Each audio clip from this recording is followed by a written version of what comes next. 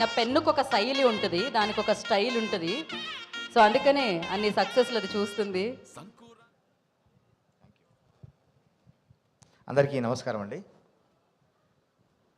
ముఖ్యంగా బ్రహ్మాజీ గారికి, ధన్యా బాలకృష్ణ గారికి, మణి గారికి, మిగతా ఆర్టిస్టులందరికీ, మా రచ్చ, మా బాపు కొమరయ్యకి, అన్న వివారెడ్డి అన్నకి, అందరికీ నమస్కారం. నిజంగా నేను ఈరోజు సినిమా రంగంలో ఉండడానికి ముఖ్య కారణం మా బాపు, మా నాన్న. ఎందుకంటే మా నాన్నగారు రంగస్థల నటులుగా, సినిమా నటులుగా దాదాపు ఒక 25 సినిమాల్లో నటించి ఆయన ఒక 5 సంవత్సరాలు మద్రాసులో, అప్పటి మద్రాసులో ఇప్పటి చెన్నైలో చాలా కష్టాలు పడి నిలదొక్కోలేక, అప్పటికే మేము ముగ్గురం పిల్లలం, మా భవిష్యత్ ఏమైపోద్దో అని చెప్పి తన కళ రెక్కల్ని నరుక్కొని వెనక్కి వచ్చేసి ఉద్యోగం చేసుకుంటూ మా కోసం తన కళను వదిలేసుకున్నాడు. ఎప్పుడైతే ఆ కళ సగంలో అయిపోయిందో, ఆ కళని నెరవేర్చాలి, ఆ కళని ముందుకు సాగనివ్వాలి అని చెప్పి గట్టిగా నిర్ణయించుకొని సినిమా రంగంలోకి వచ్చాను నేను. ఈరోజు నిజంగా మా నాన్నగారు ఉంటే చాలా సంతోషపడేవారు. నేను ప్రతి వేదిక మీద, ప్రతి ఫంక్షన్లోనూ నేనున్నానంటే మా నాన్నగారు నా పక్కనే నాతో పాటే ఉన్నట్టుగా ఫీల్ అవుతా. మా నాన్నగారిని వేదిక మీద మళ్ళీ గుర్తు చేసుకునే సందర్భాన్ని కలిగించిన బాపు చిత్రానికి ప్రత్యేకంగా ధన్యవాదాలు తెలియజేసుకుంటున్నా. గీత గారు, నేను గ్లోగా ఉండడం కాదు, మీరు గమనిస్తే టోటల్ యూనిట్ అంతా ఒక హైలో ఉన్నారు. ఆ హై ముఖ్యంగా మా అలరాజు, అసలు ఎప్పుడు ఇట్లా ఉండి మాట్లాడే అలరాజు ఈరోజు మొత్తం సృజనశీలులు అంటున్నాడు, ఇది అంటున్నాడు, ఒక హైలో ఉన్నాడు అన్నమాట, ఫుల్ హైలో ఉన్నాడు. తర్వాత మా దయాకర్ నేను రాగానే వచ్చి రిసీవ్ చేసుకుంటే తన హై, మా ప్రొడ్యూసర్లు వీళ్ళందరూ చూస్తుంటే చిత్రం సక్సెస్ అనేది వీళ్ళ ముఖాల్లో కనిపిస్తుంది, కొట్టొచ్చినట్టుగా కనిపిస్తుంది. అంత ధైర్యంగా ప్రివ్యూలు వేసి అందరి దగ్గర నుంచి ఒక పాజిటివ్ రివ్యూని తీసుకున్నారు. అక్కడే మీరు సక్సెస్ అన్న, మంచి సక్సెస్ కాబోతోంది ఈ సినిమా. ఇందులో నేను రేలారే అని ఒక సాంగ్ రాశాను, మా సిస్టర్ మధుప్రియ ఈ పాట పాడడం జరిగింది.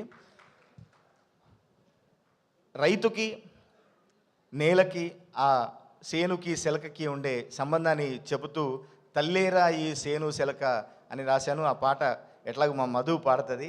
ఆ పాట గురించి మొత్తం చెప్పే కంటే అందులో నిర్దాక్షిణ్యంగా ఒక చరణాన్ని తీసేసిన మా దయాకర్ మీద కోపంతో నేను ఆ చరణాన్ని వినిపిద్దాం అనుకున్నా.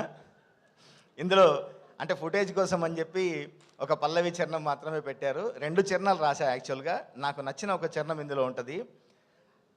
తల్లి తన కడుపుల్లో బిడ్డల్ని ఎలా పొదుపుకుంటుందో, ఎలా సాదుకుంటుందో, నేల కూడా ఆ పంటని తన బిడ్డ కంటే ఎక్కువగా తన కొంగున, తన ఒడిలో దాచుకుంటుందని చెబుతూ ఆ తల్లి ఎన్ని కష్టాలు పడ్డదో ఒక చరణంలో చెప్పాను నేను. ఎరువులు మందులు ఎన్నెన్నో తనువును బాధిస్తున్నా, పేగున పెరిగే పిల్లల కోసం భరించేనమ్మా, పురుగులు చీడలు ఇంకెన్నో పీల్చి పీడిస్తున్నా, పురిటి నొప్పుల ముందెంతంటూ మురిసే నేలమ్మ, పొత్తిల్లో కన్నబిడ్డని ఓసారి హత్తుకున్నదో, ఇన్నాళ్ళు పడ్డ కష్టము మరిసేనమ్మా, చేతుల్లో సంటి పాపను మనసారా హత్తుకుంటదో ఓ పత్తి పువ్వుల్లా, రే రేలా రేలా రేలా పైరే ఊగెను ఉయ్యాల, ఈ సల్లా గాలులు పాడే జోల పాటల్లా, రే రేలా రేలా రేలా ఎన్నెల ఎలుగులు సల్లేలా, తన మోమే మురిసేనంట ఎన్న ముద్దల్లా అని ఆ నేల గురించి చెప్పే అవకాశం నాకు, బలగంలో పల్లె గురించి చెప్పే అవకాశం దొరికింది, బాపులో నేల గురించి చెప్పే అవకాశం దొరికింది. ఈ సినిమా నిజంగా బలగం ఎంతగా జనాల్లోకి చొచ్చుకుపోయిందో ఈ చిత్రం కూడా అంతే సక్సెస్ కావాలని, జనాల్లోకి చొచ్చుకుపోవాలని మనస్ఫూర్తిగా కోరుకుంటున్నా. ఇంకా మా ధ్రువన్ 2016లో ఒక ముగ్గురి మిత్రుల ప్రయాణం మొదలైంది. భీమ్స్, రఘురామ్ అండ్ కాసర్ల శ్యామ్. ఆ ముగ్గురి ప్రయాణం ఈరోజు కూడా ఒక మిత్రులు అంతా కలిసికట్టుగా మేముంటూ ఈ రంగంలో ఒకరి కోసం ఒకరని నిల్చున్నాము. రఘురామ్ ఒక సంగీత దర్శకుడిగా, ధ్రువన్ అనే పేరుతో ఒక గాయకుడిగా, ఒక రచయితగా, ఒక గీత రచయితగా ఎంతో టాలెంట్ ఉన్నవాడు.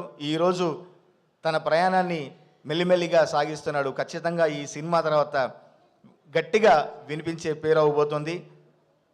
రాజా, నీకు ఆల్ ద బెస్ట్ చెప్పుకుంటూ ఈ సినిమా నీ కెరీర్లో మంచి మైల్ స్టోన్ కావాలని మనస్ఫూర్తిగా కోరుకుంటూ అందరికీ మరొకసారి ధన్యవాదాలు తెలియజేసుకుంటూ thank you very much. Thank you Kasala Shyam గారు, thank you so much. And ఇప్పుడే ఈ కార్యక్రమానికి విచ్చేసిన డైరెక్టర్ చందు మొండేటి గారికి ఈ కార్యక్రమానికి స్వాగతం సుస్వాగతం పలుకుతున్నాము.